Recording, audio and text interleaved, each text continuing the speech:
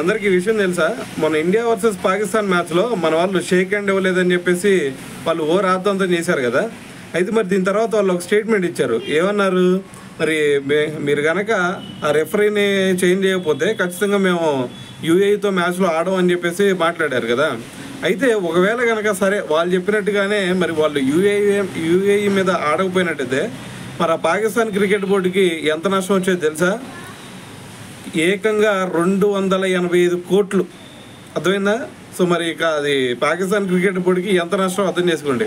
ఎందుకు భయ్య అంత నష్టం అంటే ఏం లేదు, మరి ఆ మ్యాచ్ ఆడినందుకు ఒక 145 కోట్లు. దాని తర్వాత మరి వాళ్ళు ఉద్దేశపూర్వకంగానే కదా, ఇది మన ఇండియా షేక్ హ్యాండ్ ఇవ్వలేదు అని చెప్పేసి రెఫరీని పక్కన పెట్టకపోతే ఆడమని చెప్పేసి ఉద్దేశపూర్వకంగానే వాళ్ళు బాయ్కాట్ చేస్తామన్నారు కాబట్టి, సో మరి క్రమశిక్షణ ఉల్లంఘించినందుకు మరి దీనికి ఒక 140 కోట్లు, అంటే ఓవరాల్గా చూసుకుంటే 285 కోట్లు అయితే మరి నష్టపోయేది అనమాట. సో దీంట్లో భాగంగానే ఆ 140 కోట్లు ఎందుకంటే మరి ఐసీసీకి కట్టాల, మరి రూల్స్ అతిక్రమిస్తే మరి ఐసీసీ ఊరుకోదు కదా. సో అందుకని చెప్పేసి ఆ 140 కోట్లు అయితే ఐసీసీకి కట్టాల్సి వచ్చేది.